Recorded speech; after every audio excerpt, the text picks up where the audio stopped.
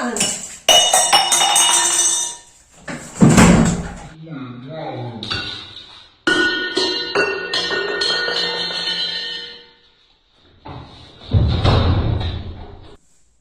guys, welcome back. Amukka taram hanokchari. Akhoi channel bu nusibiduna support tawbiriba ichinnaw dagi akhoi channel jibu nusibiduna yengbiriba ichinnaw aigi channel jida changbiri yengbiriba ichinnaw khwai puno po hanokta nokchari ado mayamna aibu support tawbibai damakta ahanba channel akhoi channel jida ahanba yengbibo itaragadi somna yengibo phone gi makhada red color da subscribe thaba keno do tak namjanbiyo aduga aigi anauba video la kanda somgi mobile da notification phangnaba ado mayam nang hadagi khawrang ngaiba akhoi prank ta revenge tawbagi do adu video thaklo thawa dai amu anirak try tawre ko fail oireba aina nupi ko ibi sabai je ma adum thasuk ta ja dum phare ko ma na khange dum ada aina ju lot pa ngamdamina dum nokthoe aduna dum phareba adu hojik tawdoi prank sina aina magi mamanaba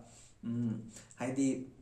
Wangjingdagi go mayam ne na khangnaramani akhoi film in Manipur film industry da khongdaw hawramne Ronan Yendrambam haina film da ju ma yawramne adagi album isai ju mayam kummamne ba magi best friend ne aigi ju khangnai mai mayam da ju aiga sida laiminarame army oraga ko moigi mari mata ju thoknai ba ko mayam Ronan da ju phone tawraje adu ai nupi je ngasai gi fi su laibni ma fi phau jat khreo ko ngak lai di changa ne ba ado changa kan da ne ba mangonda haidi badnam pibagi prank ne ko tawdoi je mem haidi my phone dagi Ronanda ulda message thajalaga nangna kaino tawrije kaino haina my phone dagi aina phama sadoi ne badnam pi doi ne ko ado kamai taw yengji reaction je mem fail oibro oidawradi yengaje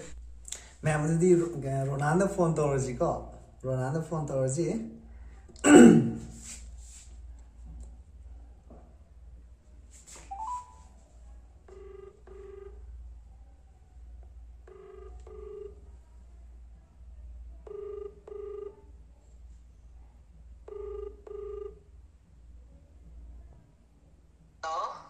Ronan.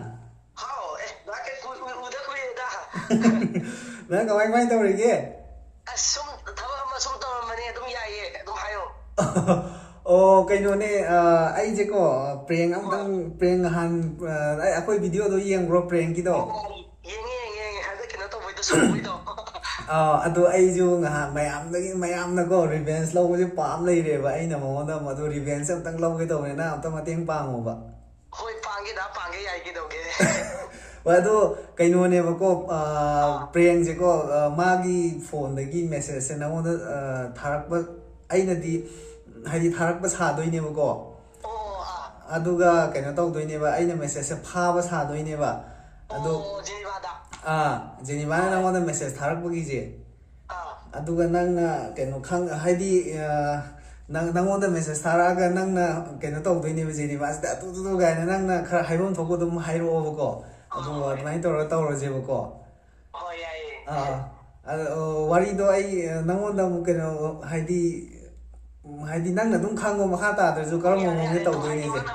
hoi ma na message thara bani kaino na dum ai thaba khot ba hoi ai dum wari do tawra ge ne dugi. Hoi adu ma phi phau ba chat khri ba ko phi phau ba hala ne ma hala di changa ne ba ko aduga tawra ge aduga marakta mu phone tawra ge ko aduga nang hairo ba kamai toy no kai gino khot no du ko Hoi yaye da tawra ge ne. hoi Hoi. hoi adu di ai keno tawra ge ko nang da mu tawra ke Hoi yaye da to. hoi adu meam Ronanda ju hai gre adu ma hojik changa ne ba ko meam tawra je video ma hojik changa ne ba ko ino ne meam changa train phi phau loi de ba kan ni kui ram ne ba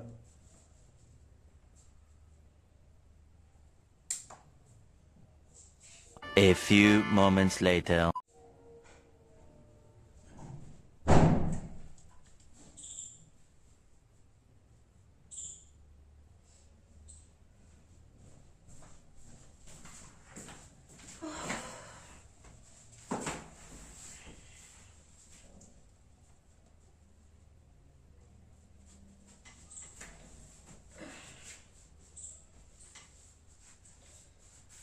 Ay, mas yelo. Sabi.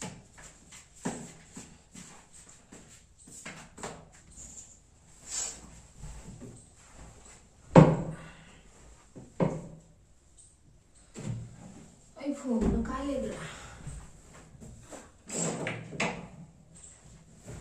ꯀꯩꯅꯣ ꯑꯩ ꯐꯣꯟꯗꯤ ꯐꯣꯟꯒ ꯂꯥꯏꯔꯤ ꯅꯪ ꯊꯕꯛ ꯂꯣꯏꯔꯕꯣ ꯂꯣꯏꯔꯦ ꯀꯩꯗꯧꯔꯒꯦ ꯋꯥꯔꯤ ꯑꯃ ꯁꯥꯟꯅꯁꯤ ꯇꯧꯕꯅꯤ ꯁꯤ ꯂꯥꯛꯑꯣ ꯁꯤ ꯂꯥꯛꯑꯣ ꯋꯥꯔꯤ ꯑꯃ ꯀꯩꯗꯧꯔꯒꯦ ꯐꯝꯕꯁꯤꯗ ꯐꯝꯃꯨ ꯋꯥꯔꯦ ꯀꯩꯗꯧꯔꯒꯦ ꯍꯥꯏꯔꯛꯑꯣ ꯁꯤꯗ ꯐꯝꯃꯨꯔꯥꯕ ꯁꯤ ꯂꯥꯛꯑꯣ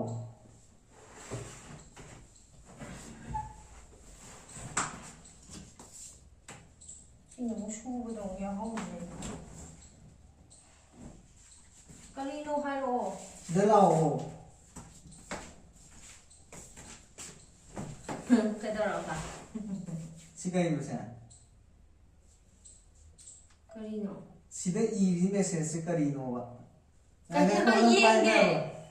sida thari message karinoba se kanai message no yenge nemta adum ure sida mitto udro se kaino ronan lo si ronan ne kaino nang hai message sida ma tharai lo nang da thabne mi chalo hai ai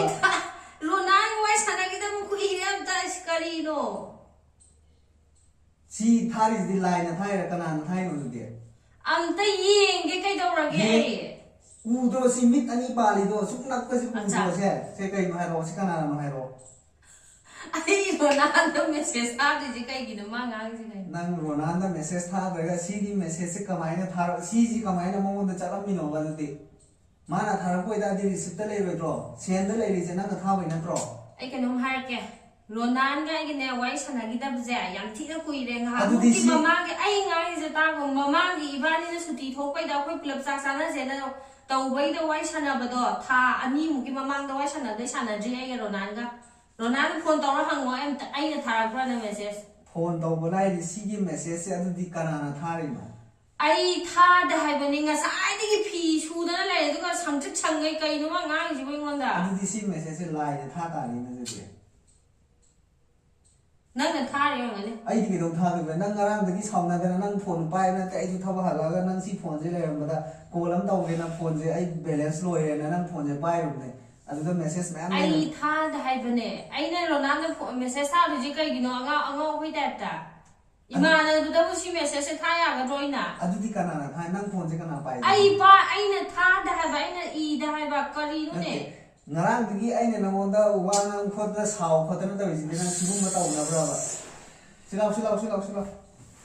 silaw o khoi dau chao lo to re ngarang digi ai ne namon da message tha da ga no hala ga cha thong ba khot ba du to ba khot ba na kitang nang no da phagi daw du nang am saw du na di si taw ya na bra nang to ije ta ning de ko yam nam ta yam ta ning de wa na wa bu da kari di wa du da silaw nang si khai message am tat kai no taw ra wo thai ra kana thai no kai maram bi thai no nang ai je am na ai na tha da hai tha je nang hai ji kai no ai na ne si Ronan ga wari sana da je tha ning pha ra ba kai no ma ngang ji boi ngon da nang je mi si chak hinu silaw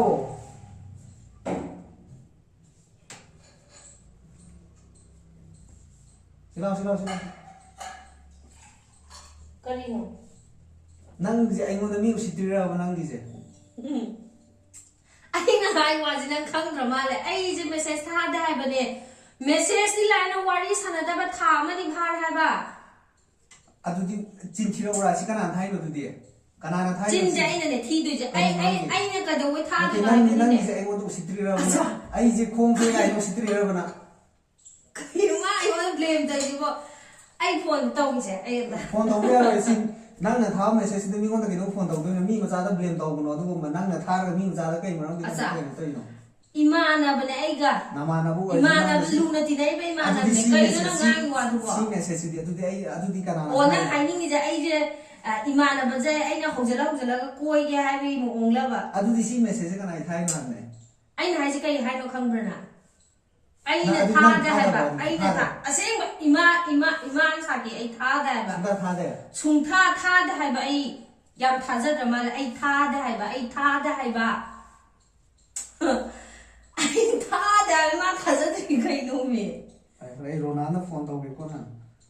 ꯈꯪꯒꯅꯤ ꯅꯪ ꯇꯧ ꯊꯥꯖꯗ꯭ꯔꯒ ꯇꯧ ꯖꯥꯠ ꯖꯥꯠꯅꯤ ꯑꯩꯅ message ꯊꯥꯏ ꯍꯥꯏꯁꯤꯅꯤ ꯑꯩ ꯐꯣꯟ ꯇꯧꯒꯦ ꯃꯦꯁꯦꯖ ꯊꯥꯕꯗꯤ ꯂꯥꯏꯅ ꯊꯥ ꯑꯃ ꯅꯤ ꯁꯨꯔꯦ ꯑꯩꯒ ꯃꯥꯒ ꯋꯥꯔꯤ ꯁꯥꯟꯅꯗꯕ ꯅꯆꯤꯟꯗꯣ ꯀꯜꯂꯛꯀꯅꯣ ꯑꯩꯅ ꯍꯥꯏꯖꯦ ꯇꯥꯎ ꯑꯩ ꯍꯧꯖꯤꯛ ꯐꯣꯟ ꯇꯧꯒꯦ ꯑꯩ ꯂꯩ ꯍꯥꯏꯕ ꯈꯪꯍꯟꯕ ꯌꯥꯔꯣꯏ ꯅꯪ ꯍꯧꯖꯤꯛ ꯐꯣन ꯇꯧꯒꯗꯕꯅꯤ ꯈꯨꯐꯠꯇꯁꯦ ꯖꯥꯠ ꯅꯪ ꯍꯧꯖꯤꯛ ꯐꯣन ꯖꯥꯠꯅꯤ ꯇꯧꯒꯗꯕꯅꯤ ꯔꯣꯅꯥꯜꯗꯣ ꯑꯩ ꯐꯣन ꯇꯧꯔꯅꯤ ꯑꯩ ꯂꯩ ꯑꯩꯈꯣꯏꯒ ꯇꯤꯟꯅꯔꯛꯏꯕ ꯏꯃꯥꯟꯅꯕꯁꯤꯡꯁꯦ ꯏꯃꯥꯟꯅꯕꯤꯗꯒꯤ ꯍꯦꯟꯅ ꯂꯨꯅ ꯇꯤꯟꯅꯔꯛꯏꯅꯦ ꯈꯪꯕ꯭ꯔꯥ ꯑꯗꯨꯃꯥꯏꯅ ꯊꯣꯛ ꯃꯣꯛ ꯇꯧꯔꯛꯄ ꯅꯠꯇꯦ ꯑꯩꯈꯣꯏ ꯆꯥꯃꯤꯟꯅꯗꯅ ꯊꯛꯃꯤꯟꯅꯗꯅ ꯂꯩꯃꯤꯟꯅꯔꯛꯏꯅꯦ ꯑꯩꯈꯣꯏꯒ ꯐꯔꯛ ꯇꯨꯔꯛ ꯇꯧꯒꯅꯨ ꯈꯪꯕ꯭ꯔꯥ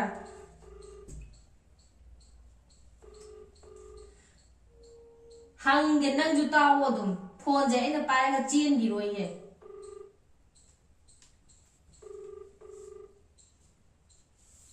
ꯄꯥꯏꯕꯤꯔꯛꯈꯤꯗ꯭ꯔꯦ ꯍꯜꯂꯣ ꯔꯣꯅꯥꯜ ꯍꯥꯎ ꯅꯨꯡꯉꯥꯏꯔꯤꯕꯣ ꯅꯨꯡꯉꯥꯏꯔꯤꯌꯦ ꯅꯪ ꯉꯔꯥꯡ ꯊꯥꯔꯛꯏ ꯃꯦꯁꯦꯖꯇꯨ ꯀꯩꯅꯣꯅꯦ ꯊꯦꯡꯉꯀꯥꯟꯗꯨꯗ ꯀꯩꯅꯣꯅꯦ ꯍꯥꯏꯁꯤꯕꯣ ꯅꯪꯗꯨ ꯅꯣꯏ ꯅꯥꯒ ꯎꯔꯒ ꯅꯪꯗꯣ ꯀꯩꯅꯣ ꯇꯧꯔꯤꯗꯨꯕꯣ ꯀꯔꯤꯅꯣ ꯃꯥꯅ ꯑꯃꯨꯛ ꯇꯧꯈꯠꯂꯛꯏꯁꯤꯅ ꯑꯩ ꯃꯦꯁꯦꯖ ꯊꯥꯗꯤꯌꯦ ꯑꯩꯅ ꯊꯥꯗꯤꯌꯦ ꯃꯦꯁꯦꯖ ꯉꯔꯥꯡ ꯑꯩꯉꯣꯟꯗ ꯏꯁꯀ꯭ꯔꯤꯟꯁꯣꯠ ꯊꯥꯕꯗ ꯉꯔꯥꯡ ꯃꯦꯁꯦꯖꯇꯣ ꯑꯩꯉꯣꯟꯗ ꯌꯥꯎꯋꯦꯕ ꯑꯗꯣ ꯑꯩꯅ ꯊꯥꯗꯦ ꯍꯥꯏꯕ ꯀꯔꯤꯅꯣ ꯈꯪꯗꯦ ꯍꯥꯏꯕ ꯑꯗꯨꯗꯤ ꯅꯪ ꯊꯥꯗꯗꯤ ꯅꯣꯏ ꯗꯗꯥ ꯊꯥꯕ ꯇꯥꯔꯦ ꯑꯗꯨꯗꯤ ꯑꯗꯨꯃꯥꯏꯅ ꯇꯧꯅꯤ ꯅꯪꯕꯣ ꯅꯣꯏꯅ ꯂꯥꯟ ꯂꯧꯈꯤꯗꯣꯏꯗꯣ ꯔꯣꯅꯥ ꯑꯩ ꯀꯩꯅꯣꯝ ꯍꯥꯏꯒꯦ ꯑꯩꯈꯣꯏ ꯉꯁꯤ ꯑꯃꯨꯛ ꯇꯤꯟꯅꯔꯛꯄꯗ ꯑꯩ ꯅꯣꯏꯗ ꯑꯗꯨꯃꯥꯏꯅ ꯇꯧꯕ ꯌꯥꯎꯈ꯭ꯔꯕ ꯍꯥꯏꯕꯅꯤꯅꯦ ꯁꯤꯗ ꯇꯧꯔꯛꯏꯗꯨꯅꯤ ꯑꯩ ꯏꯀꯥꯏꯕꯅꯤ ꯅꯣꯏ ꯗꯥ ꯂꯩꯇ꯭ꯔꯣ ꯔꯣꯅꯥ ꯌꯥꯔꯦ ꯑꯩ ꯀꯣꯟ ꯑꯃ ꯇꯧꯔꯛꯑꯒꯦꯀꯣ ꯍꯣꯏ ꯗꯥ ꯑꯗꯨꯗꯤ ꯉꯔꯥꯡꯗꯣ ꯑꯩꯁꯨ ꯏꯀꯥꯏꯕ ꯑꯗꯨꯃꯥꯏꯅ ꯇꯧꯔꯛꯏ ꯑꯩ ꯍꯣꯏ ꯌꯥꯔꯦ ꯑꯩ ꯈꯪꯉꯦ ꯅꯪ ꯅꯔꯥ ꯅꯠꯇꯦ ꯈꯪꯉꯦ ꯌꯥꯔꯦ ꯅꯪ ꯅꯔꯥ ꯑꯩ ꯀꯣꯟ ꯑꯃꯨꯛ ꯇꯧꯔꯛꯑꯒꯦ ꯍꯣꯏ ꯈꯟꯅꯅꯨꯀꯣ ꯍꯣꯏ ꯑꯗꯨꯗꯤ ꯁꯤ ꯀꯔꯤꯅꯣ ꯍꯥꯏꯔꯛꯑꯣ ꯀꯩꯅꯣ ꯍꯥꯏꯔꯛꯑꯣ ꯅꯪꯒꯤꯁꯤꯗꯤ ꯑꯩ ꯎꯁꯤꯠꯇ꯭ꯔꯤꯅꯦꯕ ꯅꯠꯇ꯭ꯔꯥ ꯑꯩꯁꯦ ꯅꯪ ꯎꯁꯤꯠꯇ꯭ꯔꯤꯅꯦꯕ ꯑꯩꯅ ꯍꯥꯏꯁꯤ ꯇꯥꯎꯕ ꯑꯩꯅꯦ ꯃꯦꯁꯦꯖꯁꯦ ꯊꯥꯗꯦ ꯍꯥꯏꯕ ꯅꯪꯅꯅꯦ ꯅꯪꯅ ꯐꯅꯌꯥꯝ ꯍꯥꯏꯔꯁꯨ ꯁꯤ ꯃꯦꯁꯦꯖꯁꯦ ꯑꯩꯅ ꯊꯥꯗꯦ ꯍꯥꯏꯕꯅꯤꯀꯣ ꯑꯩ ꯁꯥꯎꯅꯤꯡꯉꯛꯑꯅꯤ ꯁꯨꯝ ꯁꯥꯎꯗꯣꯏꯁꯦ ꯑꯩ ꯉꯁꯥꯏꯗꯒꯤ ꯑꯩ ꯐꯤ ꯃꯌꯥꯝꯅ ꯁꯨꯔꯒ ꯋꯥꯅ ꯂꯩꯔꯤꯅꯦ ꯍꯥꯏꯕ ꯀꯩꯅꯣ ꯃꯥꯅ ꯑꯩꯉꯣꯟꯗ ꯆꯪꯉ ꯃꯤ ꯉꯥꯏꯍꯥꯛꯇꯪ ꯄꯣꯊꯥꯒꯦ ꯇꯧꯔ ꯃꯥꯅ ꯇꯧꯔꯤꯁꯤꯕꯣ ꯑꯩꯅ ꯁꯤ ꯃꯦꯁꯦꯖꯁꯦ ꯊꯥꯗꯦ ꯍꯥꯏꯕ ꯈꯪꯕ꯭ꯔꯥ ꯑꯩꯅꯅꯦ ꯁꯤ ꯃꯦꯁꯦꯖꯁꯦ ꯊꯥꯔꯝ ꯇꯥꯔꯗꯤ ꯑꯩ ꯒꯥꯔꯤ ꯑꯦꯛꯁꯤꯗꯦꯟ ꯊꯣꯛꯑ ꯁꯤꯈ꯭ꯔꯒꯦ ꯈꯪꯕ꯭ꯔꯥ ꯑꯩ ꯎꯏꯊꯨꯑꯦ ꯃꯥꯅꯅꯦ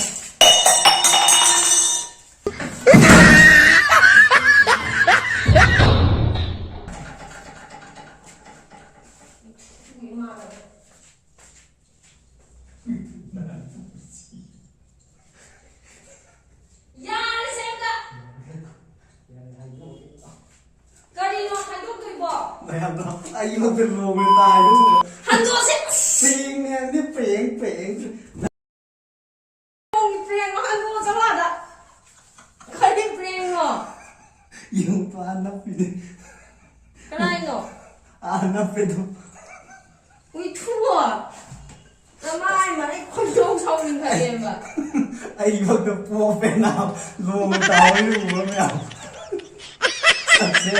ꯁꯛꯁꯦꯁ ꯅꯃꯥꯏ ꯏꯁꯤꯡꯒ ꯂꯣꯏꯗꯣꯏꯁꯤꯗ ꯑꯩꯃꯛ ꯇꯥꯔꯤꯅꯦ ꯃꯤ ꯑꯩ ꯔꯣꯅꯥꯜꯗꯣ ꯑꯃꯨꯛ ꯐꯣꯟ ꯇꯧꯔꯒꯦ ꯅꯃꯥꯏ ꯔꯣꯅꯥꯜꯗꯣ ꯑꯩꯁꯦ ꯀꯔꯤꯅꯦ ꯈꯜꯂꯝꯕꯅꯤ ꯌꯦꯡꯉꯣ ꯑꯗꯨꯗꯤ ꯑꯉꯥꯎꯕꯤ ꯇꯥꯏꯞ ꯇꯧꯅ ꯊꯨꯅ ꯑꯩ ꯃꯤꯌꯨꯡ ꯆꯣꯡꯉꯦ ꯈꯣꯏꯗꯧ ꯊꯤꯠꯂꯦꯕ ꯑꯁ ꯑꯩꯃꯛꯇ ꯂꯣꯡꯅ ꯇꯥꯏ ꯃꯌꯥꯝ ꯁꯤꯌꯔ ꯂꯥꯏꯛ ꯇꯧꯕ ꯀꯧꯕꯤꯒꯅꯨꯀꯣ ꯑꯩ ꯍꯧꯖꯤꯛ ꯅꯪꯒꯤ ꯑꯗꯨꯒꯤ ꯄ꯭ꯔꯦꯡꯗꯨꯗꯤ ꯏꯕꯨꯡꯉꯣ ꯔꯣꯅꯥꯜ ꯁꯤ ꯍꯥꯠꯇꯣꯛꯀꯦ ꯉꯁꯤꯁꯨ ꯔꯣꯅꯥꯜ ꯁꯛꯁꯦꯁ ꯑꯣꯏꯔꯦ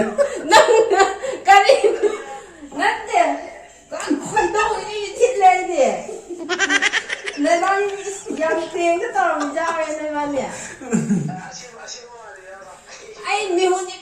ꯄꯤꯡ ꯆꯣꯡꯉꯦꯕꯀꯣ ꯊꯕꯛ ꯉꯁꯥꯏꯗꯤ ꯊꯕꯛ ꯑꯩ ꯈꯣꯏꯗꯧ ꯁꯥꯎꯅꯤꯡꯕꯁꯦ ꯃꯌꯥꯝ ꯁꯕꯁꯀ꯭ꯔꯥꯏꯕ ꯇꯧꯕꯤꯔꯝꯃꯣ ꯔꯣꯅꯥꯜ ꯃꯌꯥꯝꯗ ꯑꯝꯇ ꯀꯩꯀꯩꯅꯣ ꯍꯥꯏꯔꯝꯃꯣ ꯈꯔ ꯀꯦꯃꯦꯔꯥꯒꯁꯦ ꯃꯇꯣꯟꯗꯒ ꯊꯝꯃꯤꯁꯤꯗꯤ ꯀꯥꯈꯠꯈꯤꯒꯦ ꯑꯝꯇ ꯃꯌꯥꯝꯗ ꯀꯩꯀꯩꯅꯣ ꯍꯥꯏꯔꯝꯃꯣ ꯃꯌꯥꯝꯗ ꯀꯩꯀꯩꯅꯣ ꯍꯥꯏꯔꯝꯃꯨꯁꯦ ꯔꯣꯅꯥꯜ ꯑꯝꯇ ꯃꯥꯕꯨꯗꯤ ꯍꯧꯖꯤꯛ ꯃꯥ ꯅꯥꯟꯊꯨꯏꯗꯨꯗꯤ ꯑꯩ ꯈꯣꯏꯗꯧ ꯁꯥꯎꯅꯤꯡꯗꯦ ꯏꯁꯤꯡꯒꯤ ꯂꯥꯞꯇ ꯄꯥꯏꯔ ꯂꯩꯔꯨꯕꯗ ꯌꯥꯝ ꯐꯨꯔꯤꯅꯣ ꯐꯨꯕ ꯅꯠꯇꯦ ꯑꯩ ꯈꯣꯏꯗꯧ ꯁꯥꯎꯅꯤꯡꯗꯅ ꯊꯣꯛꯀꯦ ꯇꯧꯕ ꯑꯗ ꯏꯁꯤꯡꯗꯣ ꯊꯛꯀꯦ ꯇꯧꯕ ꯏꯁꯤꯡꯗꯣ ꯍꯩꯗꯣꯛꯈ꯭ꯔꯕ ꯑꯩꯅ ꯑꯗꯣ ꯅꯥꯟꯊꯨꯔ ꯇꯥꯏꯕ ꯑꯃ ꯐꯨꯔꯗꯤ ꯅꯪ ꯑꯃꯨꯛ ꯍꯜꯂ ꯐꯨꯖꯜꯂꯨ ꯌꯥꯗ꯭ꯔꯕ ꯈꯣꯏꯗꯧꯁꯦ ꯁꯥꯎꯅꯤꯡꯕꯁꯦ ꯉꯥꯛꯇꯪ ꯃꯥꯗꯤ ꯈꯣꯡ ꯁꯣꯛꯄꯩ ꯎꯁꯤꯠꯇ꯭ꯔꯤꯔꯒ ꯇꯧꯈꯠꯂꯛꯄꯗ ꯑꯩꯗꯤ ꯀꯩꯅꯣ ꯃꯥ ꯇꯧꯔꯤꯁꯤꯕꯣꯅ ꯈꯜꯂꯨꯔꯦ ꯑꯩꯗꯤ ꯕꯦꯔꯥꯅꯤ ꯀꯩꯀꯩꯅꯣ ꯈꯔ ꯍꯥꯏꯔꯝꯃꯣꯁꯦ ꯚꯤꯗꯤꯑꯣ ꯅꯝꯃꯤ ꯀꯟꯅ ꯃꯌꯥꯝꯅ ꯑꯩꯈꯣꯏꯒꯤ RJ ꯀꯣꯄꯜꯗ ꯃꯌꯥꯝ ꯌꯦꯡꯕꯤꯕ ꯚ꯭ꯌꯨꯁ ꯃꯌꯥꯝ ꯑꯩꯈꯣꯏꯒꯤ RJ ꯀꯣꯄꯜꯕꯨ ꯌꯥꯝ ꯅꯨꯡꯁꯤꯕꯤꯗꯨꯅ ꯃꯌꯥꯝꯅ ꯁꯞꯄꯣꯔꯠ ꯇꯧꯕꯤꯌꯣ ꯑꯗꯒꯤ ꯑꯩꯈꯣꯏꯅꯁꯨ ꯃꯌꯥꯝ ꯁꯞꯄꯣꯔꯠ ꯇꯧꯔꯤ ꯑꯩ ꯏꯁꯥꯁꯨ ꯑꯩꯈꯣꯏꯒꯤ ꯕꯤగ్ ꯐꯦꯟꯅꯤ ꯑꯗꯒꯤ ꯌꯥꯝꯅ ꯑꯗꯨꯝ ꯚꯤꯗꯤꯑꯣ ꯑꯅꯧ ꯑꯅꯧ ꯊꯣꯛꯂꯛꯄꯁꯤꯡꯗꯣ ꯑꯗꯨꯝ ꯌꯦꯡꯉꯣ ꯅꯨꯡꯉꯥꯏꯕ ꯑꯗꯨꯝ ꯑꯗꯒꯤ ꯐꯖꯗꯕ ꯌꯥꯎꯔꯁꯨ ꯑꯗꯨꯝ ꯐꯖꯩꯅꯤ ꯌꯦꯡꯉꯣ ꯍꯥꯏꯗꯤ ꯚꯤꯗꯤꯑꯣ ꯅꯝ ꯇꯥꯔꯗꯤ ꯐꯖꯕꯁꯨ ꯌꯥꯎ ꯇꯥꯕꯅꯤ ꯑꯊꯤꯕꯁꯨ ꯌꯥꯎ ꯇꯥꯕꯅꯤ ꯑꯗꯨꯅ ꯐꯪꯗ꯭ꯔꯤ ꯀꯦꯃꯦꯔꯥꯁꯤꯁꯨ ꯍꯣꯏ ꯑꯗꯨꯗꯤ ꯚꯤꯗꯤꯑꯣꯁꯦ ꯀꯩꯅꯣ ꯇꯧꯕꯤꯔꯁꯨꯅ ꯃꯥꯁꯨ ꯑꯝꯇ ꯐꯨꯈꯤꯌꯦ ꯑꯩ ꯑꯝꯇ खर्ची फूगी नुको ꯑꯩꯅ ꯈꯣꯏꯗꯧ ꯁꯥꯎꯅꯤꯡꯕꯁꯦ ꯑꯩ ꯉꯥꯏꯍꯥꯛꯇꯪ ꯑꯗꯨꯗꯤ ꯃꯌꯥꯝ ꯍꯧꯖꯤꯛ ꯃꯌꯥꯝꯅ ꯇꯧ ꯍꯥꯏꯕ ꯃꯌꯥꯝꯒꯤ ꯁꯣꯛꯄ꯭ꯔꯥ ꯁꯣꯛꯇꯦ ꯃꯌꯥꯝꯒꯤ ꯍꯥꯏꯗꯤ ꯔꯤꯀ꯭ꯋꯦꯁ ꯍꯥꯏꯗꯤ ꯃꯌꯥꯝꯅ ꯀꯩꯅꯣ ꯇꯧꯕꯗꯣ ꯑꯩ ꯃꯌꯥꯝꯅꯁꯨ ꯎꯠꯂꯦꯀꯣ ꯑꯗꯣ ꯃꯌꯥꯝꯅꯁꯨ ꯑꯩꯒꯤ ꯔꯤꯀ꯭ꯋꯦꯁ ꯍꯥꯏꯗꯤ ꯑꯩꯅ ꯍꯥꯏꯖꯕꯁꯦ ꯃꯌꯥꯝꯅꯁꯨ ꯈꯤꯇꯪ ꯑꯦꯛꯁꯦꯞ ꯇꯧꯕꯤꯌꯨ ꯑꯩꯈꯣꯏ ꯚꯤꯗꯤꯑꯣꯁꯦ ꯁꯤꯌꯔ ꯇꯧꯕꯤꯌꯨ ꯂꯥꯏꯛ ꯁꯕꯁꯀ꯭ꯔꯥꯏꯕ ꯇꯧꯕꯤꯌꯣ ꯑꯗꯣ ꯑꯅꯧ ꯑꯅꯧꯕ ꯚꯤꯗꯤꯑꯣ ꯅꯨꯡꯉꯥꯏꯕ ꯚꯤꯗꯤꯑꯣ ꯊꯥꯒꯠꯄ ꯉꯝꯅꯕ ꯍꯣꯠꯅꯒꯦ ꯃꯌꯥꯝꯅꯁꯨ ꯀꯃꯦꯟꯗ ꯑꯄꯥꯝꯕ ꯚꯤꯗꯤꯑꯣ ꯅꯝꯍꯟꯅꯤꯡꯕ ꯌꯦꯡꯅꯤꯡꯕ ꯚꯤꯗꯤꯑꯣ ꯃꯑꯣꯡꯗꯣ ꯃꯌꯥꯝꯅꯁꯨ ꯑꯗꯨꯝ ꯀꯃꯦꯟꯗ ꯍꯥꯏꯕꯤꯔꯛꯑꯣ ꯉꯝꯅꯕ ꯑꯗꯨꯝ ꯑꯗꯣ ꯃꯌꯥꯝ ꯈꯣꯏꯗꯧꯁꯦ ꯆꯥꯛꯄꯁꯦ ꯑꯩꯅ ꯉꯥꯛꯇꯪ ꯑꯗꯣ ꯃꯌꯥꯝ ꯉꯁꯤꯒꯤꯗꯤꯀꯣ ꯃꯇꯥꯡ ꯑꯁꯤꯗ ꯂꯣꯏꯁꯤꯟꯅꯕ ꯇꯧꯔꯒꯦ ꯃꯌꯥꯝꯅ ꯄ꯭ꯂꯤꯖ ꯁꯕꯁꯀ꯭ꯔꯥꯏꯕ ꯂꯥꯏꯛ ꯁꯤꯌꯔ ꯅꯥꯟꯊꯨꯒꯩ ꯅꯝ ꯂꯩꯔꯝꯃꯦꯕ ꯑꯩꯁꯤ ꯇꯥꯔꯤꯅꯦꯃꯤ ꯑꯩ ꯈꯣꯏꯗꯧ ꯁꯥꯎꯅꯤꯡꯕꯗ ꯈꯥꯡꯉꯝꯗ꯭ꯔꯕ ꯂꯣꯏꯁꯤꯜꯂꯒꯦꯀꯣ ꯚꯤꯗꯤꯑꯣꯁꯦ ꯃꯌꯥꯝ ꯑꯦꯟꯖꯣꯏ ꯇꯧ ꯇꯥꯔꯗꯤ ꯑꯩꯅ ꯍꯥꯏꯕꯗꯣ ꯂꯥꯏꯛ ꯁꯤꯌꯔ ꯁꯕꯁꯀ꯭ꯔꯥꯏꯕ ꯄ꯭ꯂꯤꯖ ꯃꯌꯥꯝ ꯁꯕꯁꯀ꯭ꯔꯥꯏꯕ ꯇꯧꯕꯤꯌꯣ ꯏꯟꯇꯔꯦꯁ ꯂꯩꯇꯥꯔꯗꯤ ꯂꯥꯏꯛꯁꯨ ꯅꯝꯕꯤꯔꯝꯃꯣ ꯕꯥꯏ ꯕꯥꯏ ꯕꯥꯏ ꯕꯥꯏ